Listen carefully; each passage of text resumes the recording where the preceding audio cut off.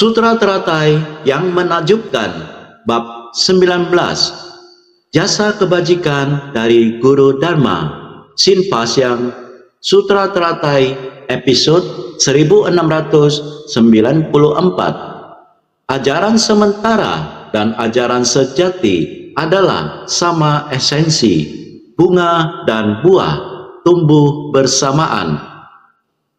Sutra Teratai hanya membicarakan prinsip dari kebenaran yang paling akhir pada kendaraan tunggal. Dharma menakjubkan ini bagaikan air, menggunakan bunga teratai sebagai perumpamaannya. Dharma menakjubkan ini menunjukkan ajaran sementara dan ajaran sejati adalah sama esensi. Sutra Teratai adalah bunga dan buah yang tumbuh bersamaan. Itu sebabnya dinamakan Sutra Teratai dari kendaraan besar. Terbagi atas dua bagian, bagian pokok dan bagian jejak, membahas ajaran sementara dan membicarakan ajaran sejati. Pahami dengan sungguh hati apa yang dinamakan Sutra Teratai sangatlah sederhana. Yang dibahas adalah tentang prinsip dari kebenaran paling akhir pada kendaraan tunggal. Itu adalah Dharma menakjubkan ini bagaikan air, menggunakan bunga teratai sebagai perumpamaan. Terlihat sederhana, tetapi itu adalah kebenaran paling akhir kendaraan tunggal. Bukankah kita setiap hari juga demikian mendengarkannya? Lantas, apa yang disebut sebagai kebenaran yang paling akhir? Permasalahan di dunia ini tidaklah kekal. Lalu, apa itu kebenaran paling akhir? Sungguh tidak terlihat dan tidak bisa diraba. Hanya dengan bersungguh hati, hayati dengan sungguh hati. Maka yang dibahas di dalam Sutra Teratai adalah Dharma menakjubkan yang paling nyata. Dharma menakjubkan paling nyata hanya bisa dirasakan. Setelah kita merasakannya, kita baru memiliki sebuah arah tujuan. Tanpa kita rasakan, maka kita tidak memiliki arah tujuan. Setelah kita merasakan, kita baru bisa melihat dengan jelas segala prinsip serta permasalahan yang ada di dunia ini. Sama halnya ketika kita ingin melihat suatu benda yang berada di tempat yang jauh, kita harus menggunakan teropong. Didekatkan ke mata kita, maka benda tersebut akan terlihat seolah di sekitar kita. Kita menjadi bisa melihat benda yang jauh. Ini sama seperti prinsip kebenaran. Kita harus melihat dari yang dekat hingga jauh. Namun, kita sebagai makhluk awam yang kita miliki hanyalah mata duniawi yang terbatas, tidak memiliki pandangan jauh ke depan. Benda yang jauh harus kita dekatkan, baru bisa kita lihat dengan jelas. Sama juga prinsip dari kebenaran yang paling akhir pada kendaraan tunggal membuat kita memahami sesuatu yang rasanya jauh dari kita.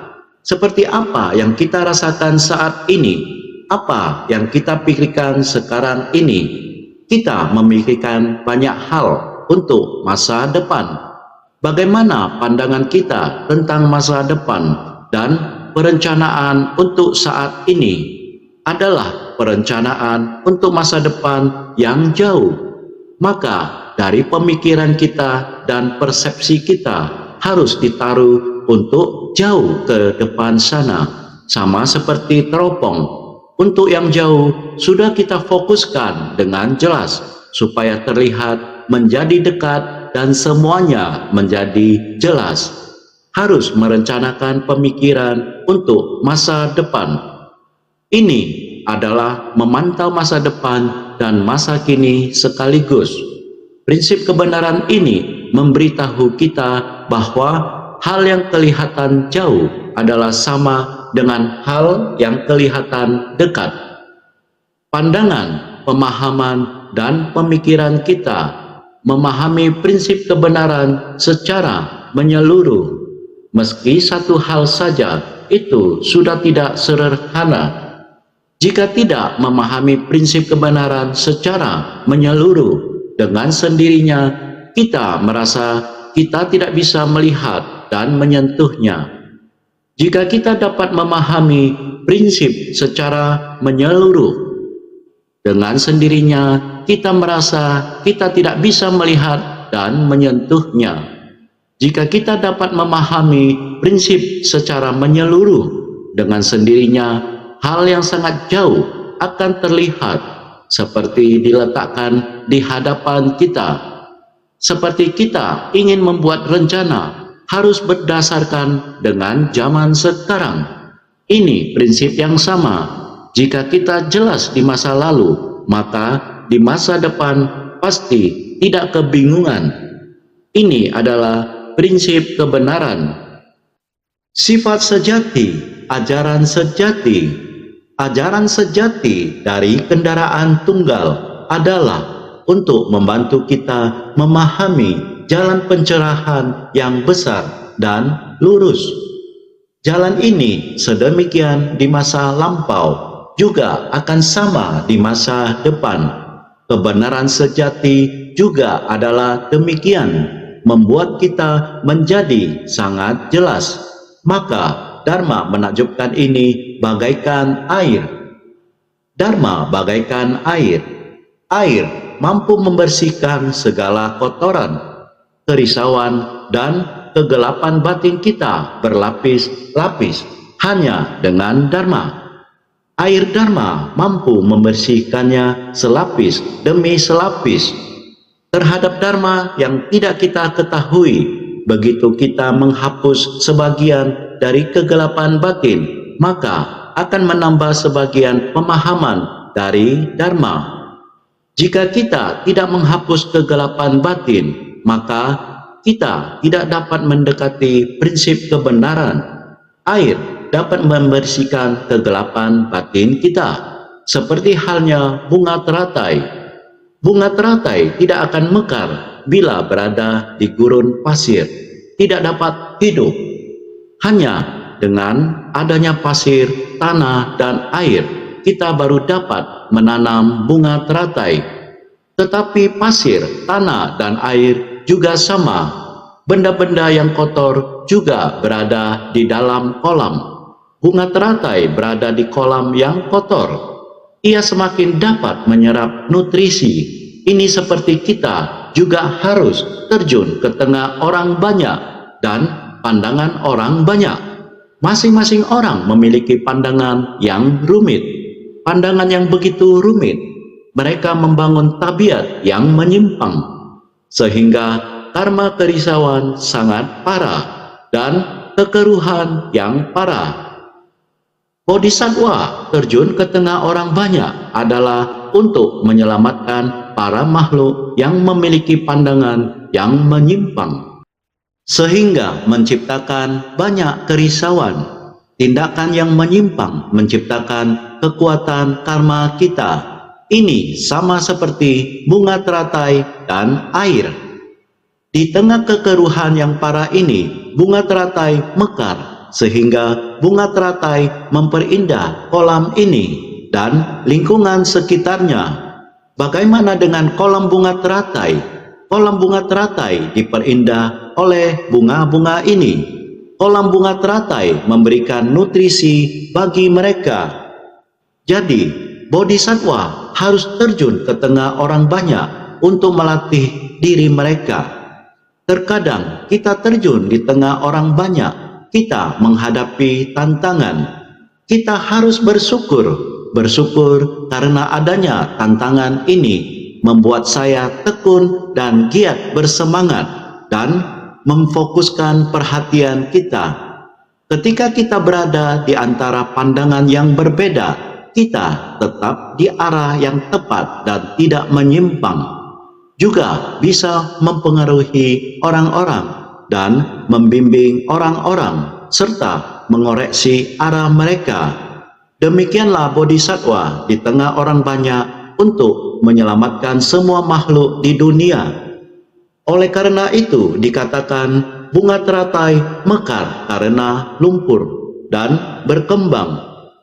Bunga teratai memperindah kolam teratai, prinsip yang sama. Jadi, Dharma menakjubkan ini menunjukkan ajaran sementara dan ajaran sejati adalah sama esensi. Apakah ini pengajaran dari metode terampil? Apakah ini pendidikan dari ajaran kendaraan tunggal atau ekayana? Ini adalah Dharma sejati atau sama juga perlu melalui metode terampil? Sang Buddha tercerahkan.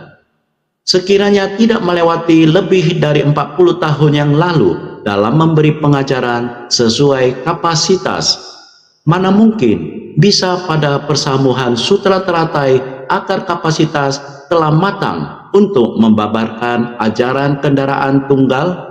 Jadi, ajaran sementara dan ajaran sejati pada dasarnya adalah satu kesatuan. Maka, sutra teratai, bunga dan buah yang tumbuh bersamaan. Ini adalah bunga dan buah yang tumbuh bersamaan. Teratai mekar, kita bisa melihat bunga teratai yang merupakan simpulnya. Biji itu adalah buahnya. Begitu bunganya mekar, ia menjadi buah. Inilah ciri khas bunga teratai. Jadi, bunga dan buah yang tumbuh bersamaan. Karena demikian baru dinamakan sutra teratai yang menakjubkan. Dengan prinsip kebenaran yang sama, sutra teratai yang menakjubkan adalah ajaran kendaraan besar. Ajaran kendaraan besar yang menakjubkan. Sutra teratai yang menakjubkan harus ditambah lagi satu ajaran kendaraan besar atau Mahayana. Besar dapat membungkus semua yang kecil. Segala pengajaran ajaran kendaraan kecil akan dirangkum semua dalam ajaran kendaraan besar, mengandung segala ajaran kecil. Ajaran kecil dipergunakan oleh ajaran besar, membahas tentang ajaran kendaraan besar, sama juga harus menghadapi para makhluk. Harus menggunakan dharma yang jelas untuk membabarkannya, agar setiap orang yang mendengarnya dapat memahami. Oleh karena itu, bicara tentang ajaran kendaraan besar tanpa terlepas dari metode terampil ajaran kendaraan kecil. Maka, metode terampil ajaran kendaraan kecil adalah termasuk di dalam ajaran kendaraan besar. Ajaran kendaraan besar memanfaatkan ajaran kendaraan kecil untuk mengharumi atau menyerap secara berkesinambungan atau wasana, untuk membimbing dan menyadarkan orang yang mempunyai akar kapasitas menerima kecil. Ini perlu kesungguhan hati kita. Besar dan kecil sama-sama dijalankan, disebut sebagai ajaran sementara dan ajaran sejati. Ajaran sementara dan ajaran sejati bersamaan. Ini perlu kita pahami. Sutra teratai terbagi atas dua bagian, bagian pokok dan bagian jejak. Pokok berarti ajaran sejati, jejak berarti metode terampil. Ajaran sejati kita dan metode terampil pada saat yang sama telah dibuka pintunya. Kedua pintu ini seperti kita seorang manusia, harus ada dua bola mata untuk melihat sesuatu. Sebuah hidung yang memiliki dua buah lubang untuk bisa bernafas. Prinsip yang sama, jadi sutra teratai terbagi atas dua aspek, aspek pokok dan aspek jejak. Dengan perumpamaan Dharma mengungkapkan Dharma sejati penuh misteri. Ini mengajarkan Dharma juga harus menggunakan perumpamaan. Jadi mengungkapkan Dharma sejati penuh misteri, yang berarti membahas ajaran sementara dan membicarakan ajaran sejati. Dharma sejati adalah benar, yang berarti ajaran sejati. Metode terampil berarti ajaran sementara. Terdahulu sebelumnya kita sering mengatakan bahwa Sutra Teratai terbagi atas dua aspek, aspek pokok dan aspek jejak. Dengan perumpamaan Dharma mengungkapkan Dharma sejati penuh misteri, yakni yang sekarang sedang kita bahas. Terbagi atas dua bagian, bagian pokok dan bagian jejak, membahas ajaran sementara dan membicarakan ajaran sejati. Prinsip yang sama, dengan bersungguh hati, kita akan mengetahui bagaimana untuk menjalankan metodenya, seperti di tahun 2019, melihat bahwa ada bodhisattva pemula dari 10 negara. Mereka semuanya berkumpul di aula Jingse. Semuanya pada dasarnya tidak saling mengenal, masing-masing di negaranya sendiri, di dalam masyarakatnya dan keluarganya masing-masing. Tetapi setelah datang ke Taiwan, berkumpul di Hualien, aula Jingse, sama-sama mau mencari satu jalan, yakni ingin datang untuk memahami semangat dan filosofi Ceci. Bagaimana awal mulanya mengembangkan 4 misi utama Ceci ini? Bagaimana bersumbangsi untuk masyarakat? Jadi, mereka ingin datang untuk memahaminya dengan jelas. Semuanya sudah mendengar Insan Ceci berbagi kisah ke mereka. Mereka sangat terharu, sukacita, pulang kembali ke Gria Jingse.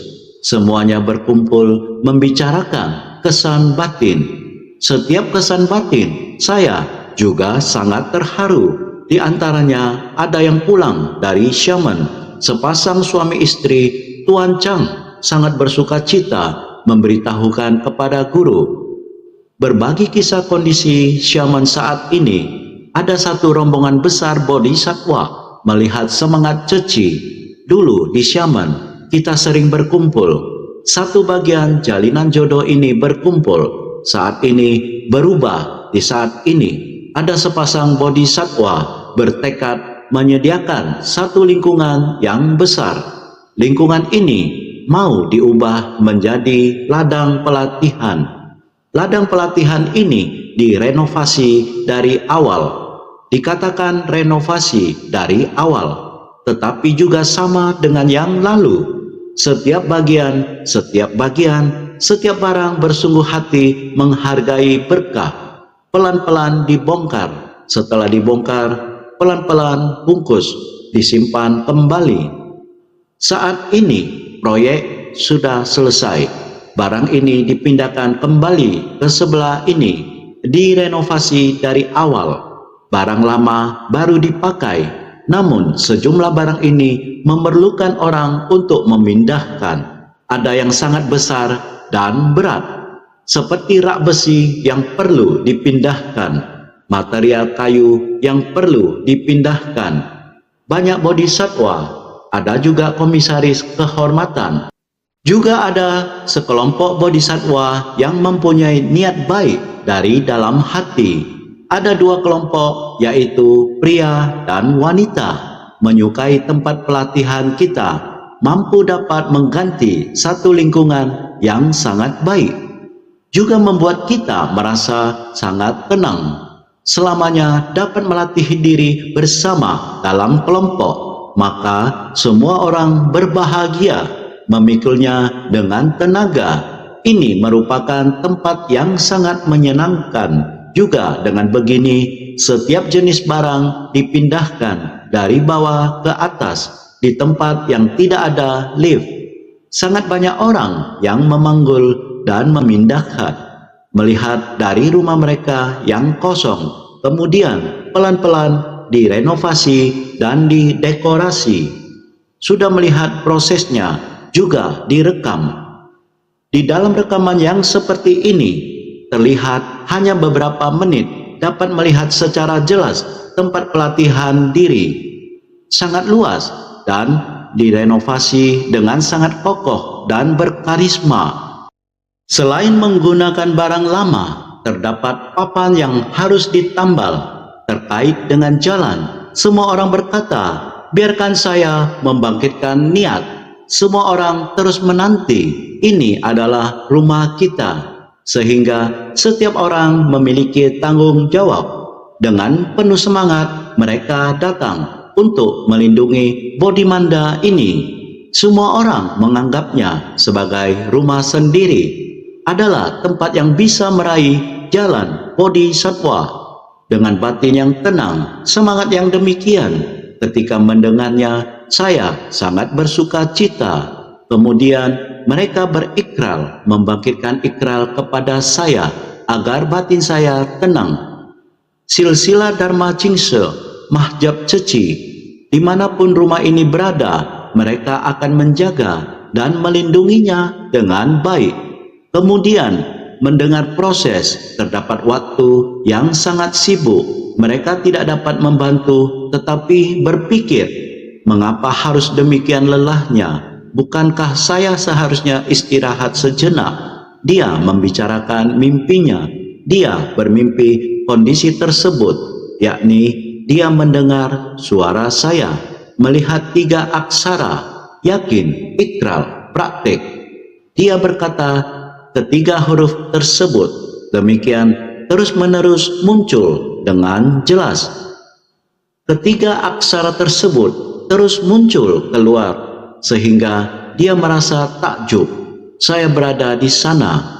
Dia terus memanggil saya sehingga akhirnya terbangun. Seperti kita berada di kolam teratai itu. Jelas-jelas kita tahu menjadikan kehidupan kita di tengah orang banyak menjadi tempat pelatihan diri. Ini tidaklah mudah, tidak terelakkan dalam proses menjalankannya, akan menemui kesulitan. Batin kita akan sangat lelah. Juga terkadang ada orang berada di arah ini, di tempat ini. Badan, hati harus menyelesaikannya. Tidak terelakkan badan akan merasa lelah. Tetapi walaupun lelah, meyakini, berikrar, dan mempraktikkannya, maka harus segera bersemangat kembali. Energi harus keluar segera dan segera berikrar dari dalam batin, meyakini, berikrar, dan mempraktikkannya. Jalan Dharma harus kokoh, baru bisa berjalan di jalan Bodhisattva. Melatih diri dari dalam dan mempraktikkannya keluar. Harus memiliki batin yang kuat untuk berjalan di jalan Dharma. Maka praktik keluar harus bisa dijalankan juga. Begitu megah tempat pelatihan diri ini, begitu juga dengan jalan kebenaran. Oleh karena itu, saya melihat dan juga mendengarnya di Kriya Jingse. Perumah tangga Wang sedang membicarakan isi hatinya di aula Jingse dengan tulus dan teliti membicarakan pengalaman hidupnya. Sungguh seluruh hidupnya di masa lalu telah memberinya banyak lika-liku dalam kehidupan beberapa puluh tahun ini. Awalnya hidup di keluarga yang kaya karena usaha ayah saya sudah sangat besar. Beberapa putranya telah diberikan landasan karir, kehidupan yang stabil dan indah. Tetapi hati manusia selalu besar dan ingin lebih besar lagi. Ayah saya memiliki kekuasaan yang besar dan kita semua sangat berbakti. Apapun yang ayah lakukan dan katakan, anak harus selalu menerimanya. Tetapi membuka lahan baru tanpa akhir seperti ini terus menyebabkan masalah ekonomi dan ayah tidak berada di Taiwan. Selalu harus ada satu orang yang memikul tanggung jawab. Jadi ia memikul banyak tugas dan itu sangat sulit. Pada saat ia makmur, saat ia datang, orang-orang di depan dan di belakangnya bergegas menyanjungnya. Tetapi begitu ia ada masalah dan ingin meminta bantuan, komisaris kami sangat sibuk dan tidak bisa menemui Anda. Tidak apa-apa, saya akan menunggunya di sini. Mungkin butuh waktu seharian. Tidak apa, saya akan menunggunya di luar. Kalian pikir, kemanusiaan semacam ini, kejayaan di masa lalu, semua orang menyanjung dan menjilat depan belakang. Begitu ada kegagalan dan pasang surut, ketika ingin mencari bantuan, orang mengunci pintu dan menolak untuk bertemu. Ini betul-betul kenyataan hidup. Melihatnya sambil mengatakan, di satu sisi berpikir, bagaimanapun memperoleh pembebasan juga, masih akan tetap terpikir pada saat itu, mengapa mereka bisa datang dan membicarakan hal tersebut. Inilah hati Bodhisattva. Dia memberi kesaksian dan membabarkan Dharma agar semua orang dapat melihatnya, agar semua orang mengetahui. Sebagian orang menutupi masa kelam dan kegagalan mereka, tetapi untuk berbagi dengan orang lain tidaklah mudah. Saya juga pernah berada di posisi ini. Proses ini begitu menderita. Dia juga mengingatkan kepada semua orang, jangan melakukan hingga demikian, terus-menerus mengejar tanpa henti. Cukup untuk dipakai saja dalam hidup sudahlah sangat baik. Mendengarkan beberapa perkataannya dengan tulus, mengingatkan kepada semua orang, mengatakan, saya adalah contoh yang sangat nyata. Saya keluar mengatakan semua ini agar semuanya mengetahui, karena ada yang ingin bergabung bersama Ceci, maka saya tidak berharap ada yang sama seperti saya. Di dalam Ceci, setiap orang hendaknya mengubah kesadaran menjadi kebijaksanaan. Sebelum dia masuk ke Ceci, kehidupannya begitu terpandang. Setelah mengikuti kem kehidupan Jingse, dia merasakan Ceci adalah organisasi yang sangat baik. Berharap agar semua orang mengetahui bahwa para pengusaha juga dapat melihat apa itu Ceci. Saat ini, dia sangat bertekad bersama beberapa pengusaha dengan penuh semangat mengajak para bodhisattva di bidang bisnis dan bersungguh hati mengikuti kem kehidupan Jingse sebanyak 70-an kali. Dia mengatakan sudah beberapa tahun tidak mengikuti kem. Tahun ini 2019, dia mau semua orang melihat bahwa dia berani, tidak mundur karena pernah jatuh dan gagal. Dan jangan ekspansi tanpa henti saat lagi jaya. Walaupun ini adalah masalah ayah, kesalahan orang tua adalah introspeksi bagi anak. Sebagai anak, hutang yang dihimpun ayah, anak akan tanggung. Benar-benar murid master yang baik, karena dia selalu bilang, untung bertemu dengan Ceci. Hal yang sulit baru dapat dilalui tahap demi tahap. Maka kita harus ketahui ajaran nyata dan ajaran terampil. Inilah kenyataan di dunia ini. Yang dia alami adalah prinsip kebenaran yang nyata. Ada saat jayanya dan juga ada saat maju dan mundur dan momen ketidakkekalan. Ini adalah ketidakkekalan duniawi. Sang Buddha sering katakan, ketidakkekalan di dunia ini, ketidakkekalan di kehidupan ini, kejadian di dunia ini lebih tidak kekal lagi. Maka kita harus jaga niat hati kita dengan baik. Sutra teratai tiada henti demikian mengajari kita. Jadi kita sedang membuka jalan, membiarkan semua orang yang melewati jalan duniawi ini berjalan dengan mantap, membuka jalan bodhisattva ini. Kita jalan bodhisattva terbuka, mau memasuki kumpulan orang dan mengarahkan jalan untuk semua orang. Ketika ada pemandangan, bagaimana melewati jalan. Saat terjadi kegagalan, bagaimana melewati jalan bergelombang dan lain-lain.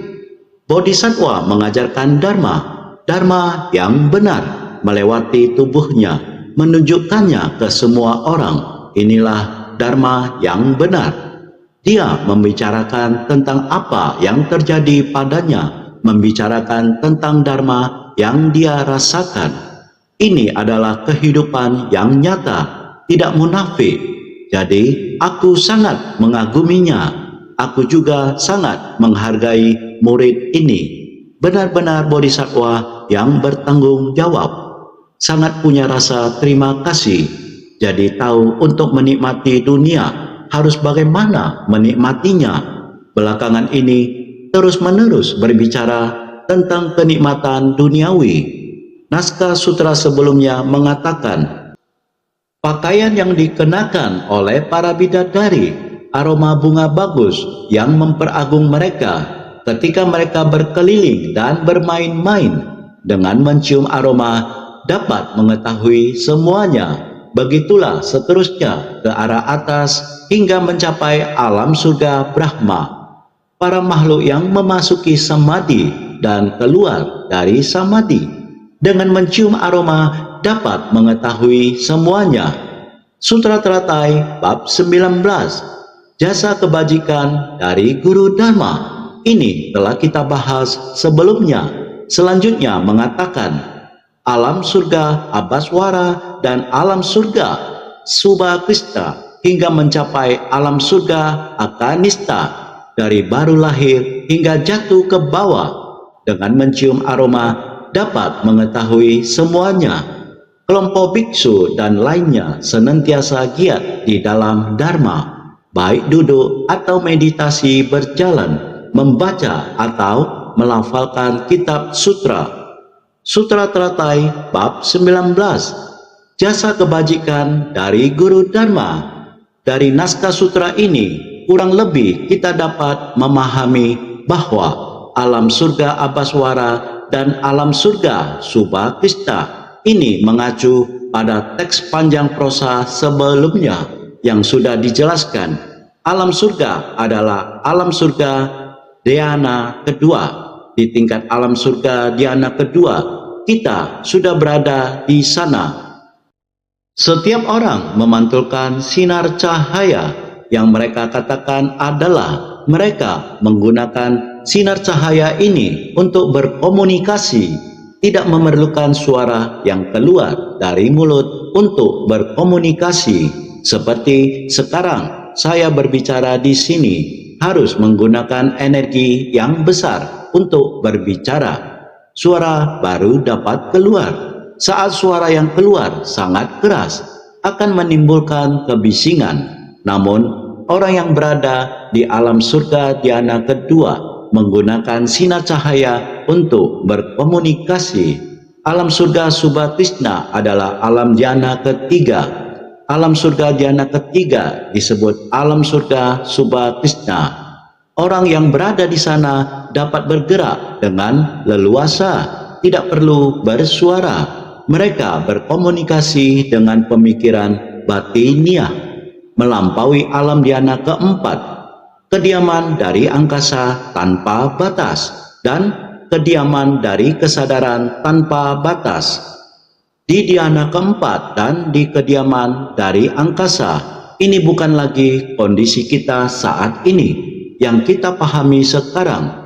Oleh karena itu, disebut alam surga tertinggi, yang itu alam surga yang tertinggi. Maka dikatakan, bahkan baru terlahir di alam surga atau terjatuh ke alam lebih rendah. Mereka akan mengenalnya saat mencium aroma mereka. Kita mengetahui bahwa meskipun para dewa menikmati kenikmatan surga, apabila kenikmatan tersebut berakhir, maka 5 tanda kemerosotan dari dewa akan muncul. Mereka juga masih akan jatuh lagi. Oleh karena itu dikatakan ada baru lahir, kelahiran baru, dan terjatuh. Baru lahir, kelahiran baru adalah dilahirkan di dunia saham, dunia manusia yang kasar, yang telah mengakumulasi banyak kebajikan. Dia baru dapat dilahirkan di alam surga, yaitu menikmati kehidupan alam surga. Inilah yang disebut dengan baru lahir atau kelahiran baru. Bagaimana dengan terjatuh? Ini berarti berkah sudah habis, sehingga dia harus mundur dan jatuh ke alam rendah. Oleh karena itu, dengan mencium aroma dapat mengetahui semuanya. Orang yang melatih diri akan memahaminya. Alam surga Abhaswara dan alam surga Subhakrishna hingga mencapai alam surga Akanista. Dari baru lahir hingga jatuh ke bawah, dengan mencium aroma dapat mengetahui semuanya. Alam surga Abhaswara adalah alam dhyana kedua. Alam surga Subhakrishna adalah alam dhyana ketiga, melampaui alam dhyana keempat, kediaman dari angkasa tanpa batas, dan kediaman dari kesadaran tanpa batas. Disebut alam surga Akanista, maka dikatakan bahwa baru terlahir di alam surga atau terjatuh ke alam lebih rendah. Dengan mencium aroma dapat mengetahui semuanya. Baru lahir, baru terlahir di alam surga, jatuh ke bawah, berkah surgawi sudah habis dinikmati. Kita juga sama, bunga mekar dan secara bersamaan tumbuh buah. Orang yang ada membina diri, meskipun membina diri di tengah 5 kekeruhan ini, karena dharma dan prinsip kebenaran, apakah sukses atau kehidupan yang gagal, apakah benar, apakah salah, kehidupan yang benar atau salah, hanya menggunakan kebijaksanaan dia, akar hidung untuk merasakan suasana di sekeliling ini, dia sudah bisa memahami seperti bunga teratai di tengah kekeruhan. Begitu bunga mekar, maka buahnya juga sempurna, artinya sangat matang.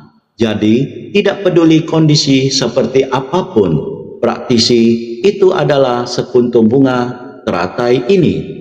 Dia dengan mencium aroma dapat mengetahui semuanya. Bunga mekar dan menghasilkan buah. Setelah bersentuhan, maka dia sudah ada hasil. Begitu bersentuhan, maka ada hasil. Seperti ini untuk mengumpamakan dia. Baru lahir adalah baru terlahir di alam surga. Jatuh ke bawah adalah berkah surgawi sudah habis dinikmati, maka akan turun ke alam manusia, datang dan pergi, selalu di 5 alam kehidupan. Kelompok biksu dan lainnya senantiasa giat di dalam dharma. Para anggota sangha dan lainnya senantiasa giat membina diri di dalam dharma. Sedangkan pelatihan diri kita berbeda. Begitu seorang praktisi datang setelah memperoleh dharma, maka dia akan sangat stabil. Stabil di tempat yang kita seharusnya membina diri. Jadi, senantiasa giat di dalam dharma. Kita setelah bersentuhan dengan dharma, kita bisa sangat giat, senantiasa giat, meninggalkan kehidupan berkeluarga. Dalam meninggalkan kehidupan berkeluarga, karena meninggalkan keluarga kecil, memutuskan tali kasih duniawi, dan meninggalkan sanak keluarga, karena tidak memiliki sanak keluarga dari keluarga sendiri, tetapi telah memasuki keluarga besar tata gata, menjadikan dunia sebagai keluarga, juga menjadikan dunia sebagai rumah. Ini disebut memasuki rumah tata gata, memperlakukan semua makhluk sebagai anggota keluarga. Para makhluk adalah anggota keluarga kita. Rumah tata gata adalah hati Buddha. Itu adalah meliputi semua makhluk di dunia. Sang Buddha adalah ayah pengasih dari 4 jenis kelahiran, guru pembimbing dari 3 kelompok alam. Oleh sebab itu, ketika kita memasuki keluarga tata gata, semua makhluk dari 4 jenis kelahiran adalah saudara dan saudari kita. Sehingga Sang Buddha adalah ayah dari 4 jenis kelahiran, dan kita adalah murid Buddha. Maka semua makhluk dari 4 jenis kelahiran adalah anak-anak Buddha. Oleh sebab itu, keluarga Tathagata adalah keluarga besar kita. Seperti yang dikatakan tentang keluarga di Xiamen, semua orang berkata, ini adalah rumah kita. Kami semua harus menjaga rumah ini. Semua harus mendukung dan melindungi rumah ini. Demikian juga kami menjadi bhiksuni, meninggalkan kerabat dan orang-orang yang kami cintai. Kami telah memasuki rumah Tathagata, maka keluarga besar para makhluk juga menjadi keluarga kita. Ada pepatah yang mengatakan memasuki keluarga Tathagata berarti harus memikul beban Tathagata. Kita harus memikul beban ini seperti membawa keranjang berisi beras. Demikianlah prinsip kebenaran seperti ini. Maka para anggota sangha dan lainnya senantiasa giat membina diri di dalam Dharma. Kita harus melatih kekuatan. Untuk melatih kekuatan ini, harus baik-baik menjaga keluarga dan warisan Tathagata. Oleh karena itu, kita tidak punya pilihan, sehingga harus terus berusaha dengan penuh semangat. Baik duduk atau meditasi berjalan, membaca atau melafalkan kitab sutra, baik duduk diam atau meditasi berjalan, membaca atau melafalkan sutra, dapat berbuat demikian. Semuanya adalah jalinan karma dari kehidupan lampau. Jika menilik benih dari buah, akan tahu bagaimana asalnya. Jika sekarang menanam akar kebajikan dengan benih menguji buah, tahu bahwa tempat kelahiran selanjutnya pasti lebih unggul dari kelahiran sekarang. Baik duduk atau meditasi berjalan. Apakah kita duduk atau berdiri dan berjalan? Hati kita tidak pernah pergi. Bahkan ketika kita membaca atau melafalkan kitab sutra, membaca atau melafalkan kitab sutra ini sangat sederhana. Semua orang dapat memahaminya, dapat berbuat demikian. Semuanya adalah jalinan karma dari kehidupan lampau.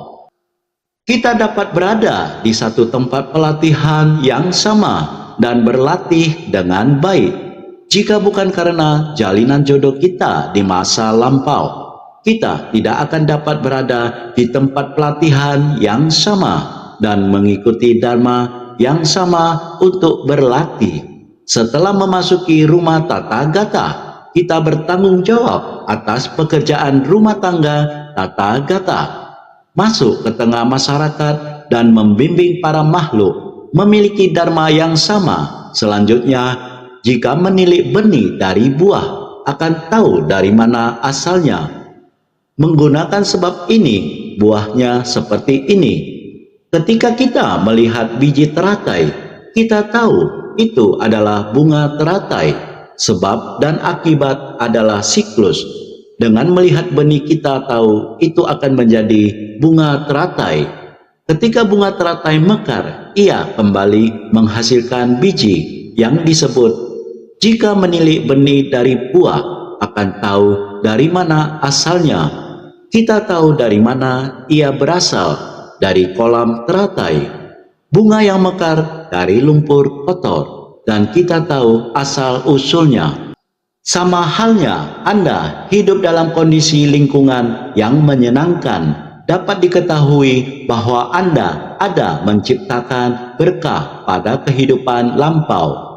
Demikian juga dengan usaha Anda, maka memperoleh keberhasilan saat ini. Ini adalah prinsip kebenaran dari sebuah sirkulasi. Maka jika sekarang menanam akar kebajikan, kita menanam akar kebajikan sekarang dengan benih menguji buah. Sekarang kita memiliki benih kebajikan yang demikian, maka akan berbuah buah kebajikan. Itulah apa yang ditanam sekarang dengan benih menguji buah. Sekarang melihat benih, mengetahui bahwa bunga teratai.